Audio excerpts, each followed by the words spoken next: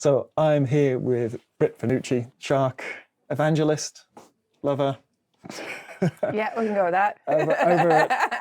over at Niwa. And yeah, you were popping over today, so I thought we'd have a quick chat anyway. We were just talking about how lovely and soft our hands are because we were dissecting some frilled sharks and a pale toadfish as well. Yeah. Yeah, some good deep sea weirdos which came out today. Yeah, rare ones. That's second and third frilled shark I've seen in my career. So wow, that's it. Yeah, they're not very common. We do get them, but yeah, I've only seen one other frilled shark. I'm glad we could furnish you with those. Increase my sample size. Before we crack on with the chimaera, which I'm excited about, you recently were first author on a 34 author mega ultra paper on deep water sharks' vulnerability to overexploitation and overfishing. And it not only made science, but it made the cover of Science, and the cover features the best shark, which we'll get round to. Could you sum up that enormous paper? I know it's huge. It was like 5 years work. I know it's not an easy one. Summarize it. Yeah. So it was, in a nutshell, it was a global review. It was a massive undertaking. It included 521 species of sharks and rays with input from hundreds of people around the world. And it basically summarizes everything we know about deep water sharks with a focus on their extinction risk. Some of the key points is that we do know that extinction risk for deep water sharks is increasing. It's not as bad as it is for coastal and pelagic sharks at this time, but the unique thing about deep water sharks is that they are incredibly susceptible to overexploitation. They're incredibly long-lived. They have very slow growth and maturation. So even if we harvest them or exploit them a little bit, it's very easy for them to be overexploited. And it's also incredibly difficult for them to recover from that exploitation. And one of the key points to the paper is that the sharks have been exploited primarily for their liver oil. Gulper sharks in particular. Deep water sharks have very big livers. Their livers have a lot of squalene in them, which is the key ingredient that everybody wants. It's used for everything from pharmaceuticals to beauty products. It's been used in vaccines, and there's still quite a bit of demand for it. We know there's synthetic sources of squalene now, but the shark-derived squalene still outperforms these alternatives. So that's driving targeted fishing, that's driving retention of bycatch, and we don't really know a whole lot about the liver oil trade. So that's kind of the key thing we wanted to bring out and show that there is this very threatening process to deep water sharks and that we need to be paying more attention to it. You made a really good case for, in terms of management, like you drew parallels in terms of their life history to sort of dugong and sperm whale and things like that. It's like they're so long-lived, they're so vulnerable. You only have to take a few and it's going to have long implications. Yeah. And when you look at individual species, some of these deep water sharks have very similar biological characters to marine mammals that used to be taken for their oil and for their meat. So the same purposes that we're taking sharks today. And we know that marine mammals were heavily depleted, their populations were heavily depleted around the world, and they're now incredibly protected, whereas most of these deep water sharks have virtually no protection. They used to be protected by virtue of being deep, but now we can get them. Yeah, we can. We have the technology. We can reach the bottom of the earth now. So, it's getting more difficult for these animals to really hide from human impacts. And this is when they're targeted, but they're massive bycatch as well. They're massive incidental catches as well. So yes, yep. And that's a sort of hidden quantity as well. Yeah, that's a whole other factor of just about every species that we assessed is threatened by being caught as bycatch. Even if it's not wanted and they discard the animals, the chances of deep water sharks surviving when they're brought from 1,000 meters plus right to the surface, there's a lot of trauma that's involved, a lot of changes to their environmental surroundings, and they might just be brought to the surface dead. So it's a lose-lose situation for the way their any living buoyancy species. works, they quite often can't get back down, even if they are alive. They can't get back to the level where they need to be. Their oils have all gone really soupy and... Yeah, we were looking at capture stress of some deep water sharks early in the year. We were taking bycatch sharks, putting them in a tank to kind of let them try and recover from capture and measure how that capture has impacted their survival. And that's one thing we noticed, is that we were getting these essentially upside down sharks they were alive and they seemed to recover, but the fact was they couldn't actually get their buoyancy back. So they were very angry upside down swimming sharks. And something in the wild is going to pick them off. Yeah, like that's not helpful for their survival at all. No. And there's been a few papers that have come out suggesting it could take, up to 50 hours for them to actually adjust back to their normal buoyancy. At huge energy cost and Yeah. Should we cheer up and talk about chimera? Yes, let's talk about chimeras, because chimeras are the greatest. So we can jump off with what are the chimera? How do we sit them alongside everything else as nature's little oddballs? Yeah, they are nature's little oddballs. They are one of the oldest fish out there. They're shark and ray relatives, so they are a chondrithian. They're a cartilaginous fish. They seem to be forgotten about.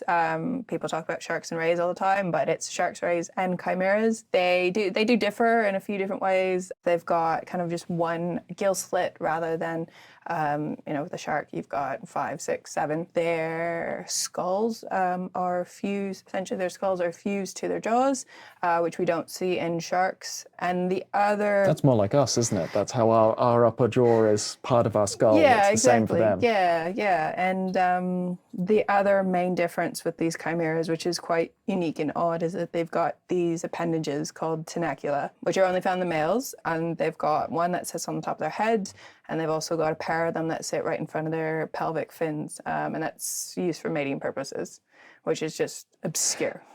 Yeah, I had a chat with Will about the alar spines on rays and sort of figuring out, like, how is that useful? How does a head tentacle come into play? Do we have any idea how these things made? Apparently there is footage out there. I've never seen footage, but there's a few chimeras that have been kept in captivity around the world, and apparently there is footage out there that has shown how those appendages tentacle used. coming into play? Yeah, wow. I haven't seen it. One day I'll try and find this out, but it just seems obscure that this tiny little notch on the top of its head provides any sort of... I mean, to be fair, when the males become mature, these tenacula become incredibly hard, calcified, and they've got all these little sharp prickles on them, essentially, and I get my hands caught in them all the time. Oh, wow. They're a pain in the butt to handle with gloves. Your gloves just get ripped apart very quickly, so they're incredibly sharp. So if they were to hook onto anything, they're going to hook on, they're not letting go. Oh, okay. So it's not like a display thing. It does seem to be... No, it's like it's a proper hook. Okay. So I've seen I think I've only ever seen maybe mature males. It's always quite flush to the brow. It's like a little bit of a crease between the eyes. Yeah. But yeah, I've never seen one of the more tentacly ones. Okay, so they get barbed and prickly and... Yeah, pull them out from the collection. Yeah. Just have a play. You just have to gently scrape them, but they're incredibly sharp. And yeah, the amount of times I've been trying to handle them and it just gets latched onto a glove or whatnot. Yeah. It's not very romantic, is it? No, not really. It's like the alar spines again. Yeah. And unfortunately, female sharks just don't get a break. No. So we've touched on some of the odd elements to them, which leads us to why they're called chimera. And I have my sort of understanding where I've logicked it, but I don't know if this is actually true, that it is the Greek monster with lots of different animal parts together. Yes, that's my understanding too, is that, they were just looked at as these obscure mishmash of this bony fish, shark, of, and didn't quite fit in. So yeah, it's an obscure mix of creatures, which is kind of what chimeras look like in a sense. I mean, they've got characteristics of cartilaginous fish, but they're also called rabbit fish because they've got these tooth plates which look like rodent teeth, and they've got that long tail. We were just talking about rat tails with Darren, and it's like a filament, this long tail. Yeah, so they just look like I'll take a little bit of this species, I'll take a little bit of that species, and we'll just conform it together. But they are back in the day. They are the OG. Yes. And was it after the Devonian, something like that? They were one of the dominant types of fish, and they were shallow back then. And then they've kind of been forced down into the deep sea, like a lot of oddballs have by Yeah, newer, sexier forms? I'm not too familiar with the fossil ones, but I do know there are a lot of other families and orders of chimeras that are extinct now. There's a lot of research that goes on in the extinct world of chimeras. Yeah, there's a lot more species that used to be around back in the day, but now you've basically got this very small group of, what are we up to, about 55 species now? And apart for the plow-nosed chimeras, caloranchids, all the other species are found in the deep ocean. Yeah, I was impressed that the cows come so close. So close, you can just see them diving here, which is quite exciting. Yeah, I haven't seen one yet, but I'm excited to see that. Yeah, and the egg cases, you can find them in the harbour in the summers. So we've got those, and then the two main groups are, I'm going to say normal chimera, and then the rhino chimera, which are sporting quite a spoiler on the front. Yes. So yeah, chimeras are grouped in their three shapes of noses essentially. So you've got your shallow plow-nosed chimeras, which is your caloranchids. You got your apparently normal chimeras, which are your short-nosed chimeras, and then you've got your long-nosed chimeras, which are the best chimeras because they've got these amazing long snouts, and they look absurd when they're young too. These snouts can account for about 50% of their body length. So they're just all snout. There's just like a bit in the middle with an eye in it, and then they go to 2 points. Exactly. Yes, exactly. It's just snout, eye, and then this other little bit of body. And you can see sometimes when you get a really good image that this snout in all of them, really, there's little tracks, little sort of stitch marks all over the head. It's quite beautiful, really. And that's their sensory system, isn't it? It's particularly localized on that snout. Yeah, they've got these amazing pore systems and lateral lines that just are weaved all throughout the snouts there. And with the rhino chimeras in particular, the snouts are quite fleshy too. I'm not saying you should, but if you ever get a hold of a chimera and give it kind of a bit of a squeeze, you do get that porous goo. It's hug a bit too tight. But yeah, the snouts are just, they're full of kind of a gel substance that's presumably used for that sensory purpose. So we got some old footage of them sort of sweeping that snout over the seabed, like clearly looking for things buried in the sediment and then sort of plunging into it. Yes.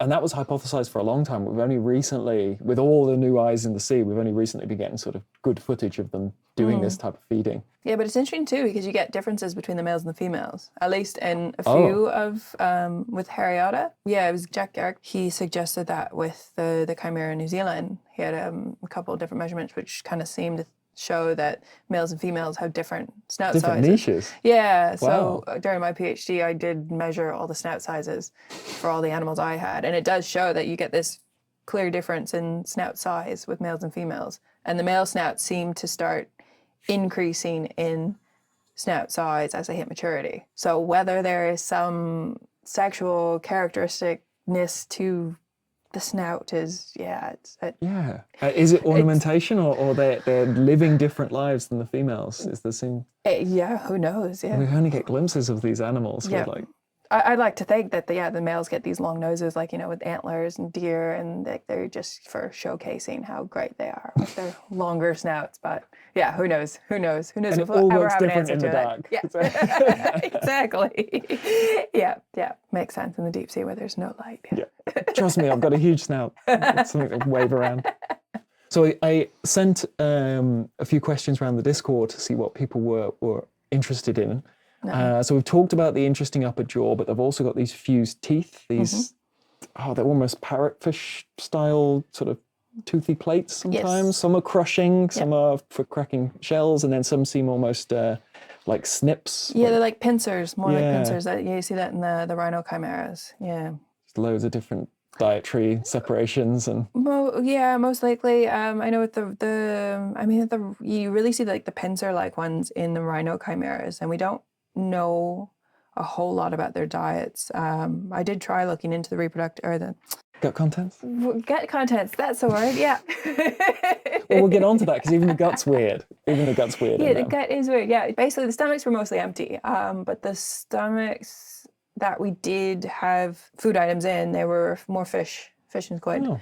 Whereas other species of chimeras, that have those more crushing tooth plates that basically seem to eat anything that's crunchy and benthic. and it's a giant pain in the butt to try and tease out what the hell they've been eating, because they just They mash everything macerate it, into yeah. a million pieces. And I have a master student at the moment who's characterizing the diet in elephant fish, and I think I've made her cry many times now because she's just trying to add in put in all these They little have bits massive and crushing pieces pads. together. There's Yeah, nothing left. yeah, everything just gets mashed to bits. Oh.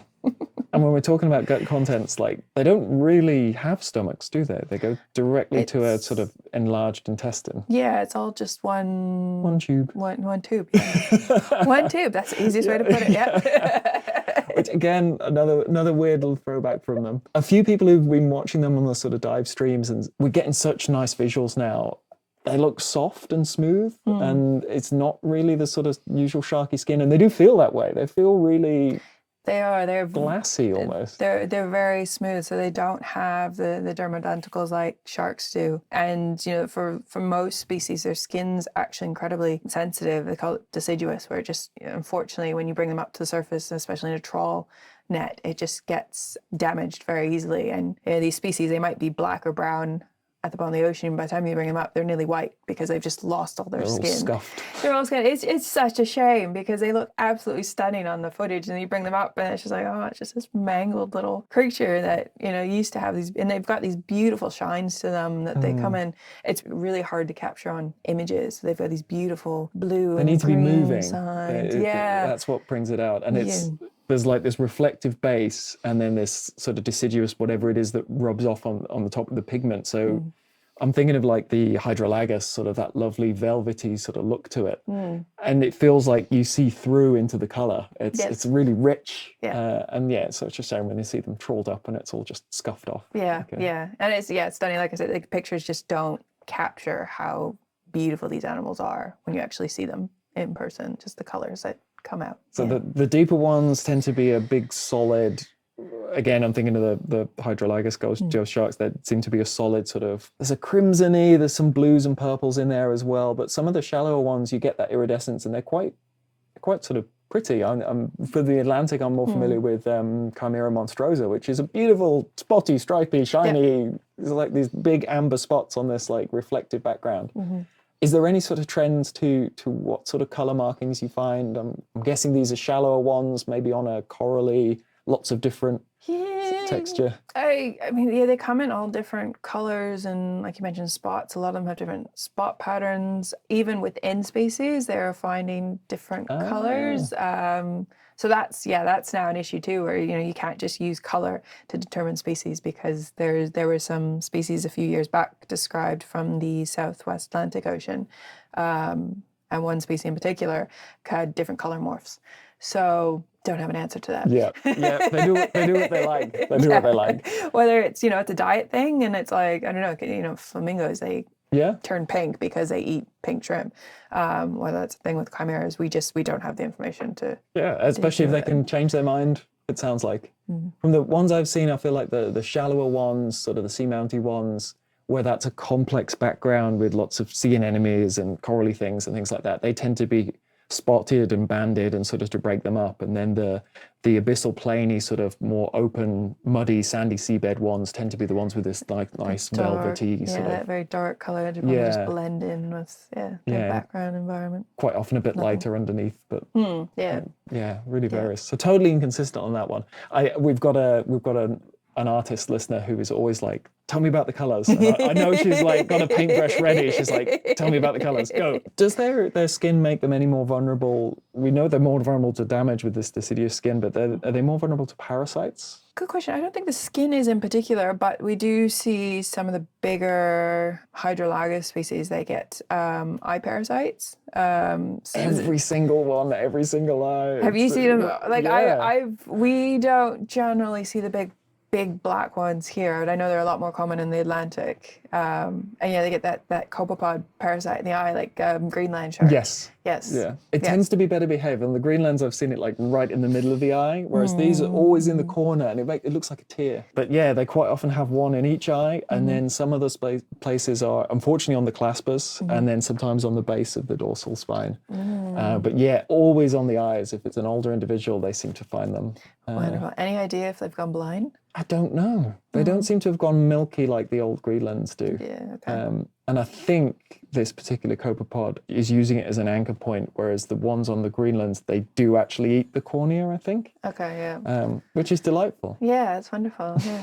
But then interesting niche separation if the big old Greenlands are all blind. You know, how they're finding their food and whether vision is important to them. Yeah, but yeah, no, the chimeras, do you know, they do have their own unique cestoid parasites that are usually found in the guts. Can't tell you a whole lot about that. I do have a parasite friend who is absolutely obsessed with them. We might have the same parasite friend, right? There's somebody very keen on parasites who's been chatting with us as well. Absolutely obsessed with them. Yeah, so I've seen those cestoid ones that get very long, and like she compares it to lasagna. Oh. Yeah. Yeah, it's kind of ruined lasagna for me. Maybe it's easier to get in when you don't have a stomach, when there isn't a sort of acid digestion stage. Yeah, possibly. Maybe stuff gets in easier. I think that, again, with them being sort of one of nature's prototypes, in the deep sea, there's so much less chance of getting exposed to parasites that you kind of get away with things that maybe wouldn't work in shallower waters. Yeah, you have the freedom to be lazy down there. Yeah, pretty much, because the chance of a parasite bumping into you and ever making a living hopping from you to something else. So yeah. But then you also do get those gnarly parasitic barnacles, some of the deep water sharks. Yes. Yeah. We got some of those recently and they were gross. They're vicious. Those are vicious. I've seen them coming out of the eyes. I've seen them coming out of various parts of the bodies and the claspers, and those just do not look pleasant. Oh, and then the rat tails with the dreadlocks as well. Those huge copepods that they get. Have you ever cut rat tails open? To find where that goes? Or you mean just the parasites like, in general? There's some of them that just have those little black parasite things that just come all the way out. Oh, yeah, no. I hate rat tails, I'm telling you. They're horrible creatures. They came up earlier, you didn't like... Yeah. Oh. Yeah, no, not a fan of rat tails. Misunderstood. No, full of parasites. Dirty little fish. They can stay over in their own little corner of the ocean. Oh. Have you seen a giant chimera yet? No, more than the Hydrolagus alphinus. That's the biggest I've seen. Chimaera lignaria. No. We get that here. Those are just massive chonkers. Like I've held one that I think was about 23 kilos or something like that. Whoa, okay. That's a hefty thing, and that's just all head. So maybe that's more comparable to some of these sharks that you're thinking of. Like, I need to molest one of those. There's photos of me holding this thing, and I was actually, Could we have one for the episode? Could that be our little... You can have that photo, yeah. But it was quite weak because I had been throwing up the entire trip. But then the chimera came out, and someone told me, you got to go check out what's downstairs. And you found your strength. Yeah, I found the strength to pick up the thing, and I was like, take the damn photo because it's so heavy. Okay. I've got something on my wish list. It'll be in the collection, but I want to see it fresh.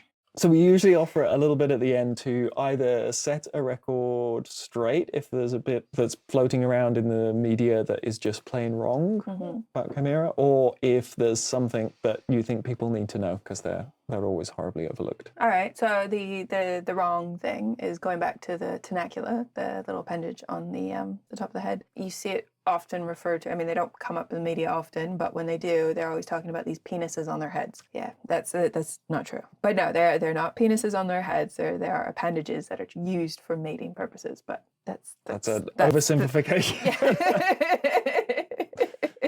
Something that people need to know. Yes. We have no idea how old chimeras get. We have no idea how to age them. We know nothing about that aspect of growth in chimeras. People have tried to age them using their spines, but those have been shown to be useless, essentially. There's been some exploratory work looking at their eye lenses, which falls kind of along the lines of what was done for Greenland sharks.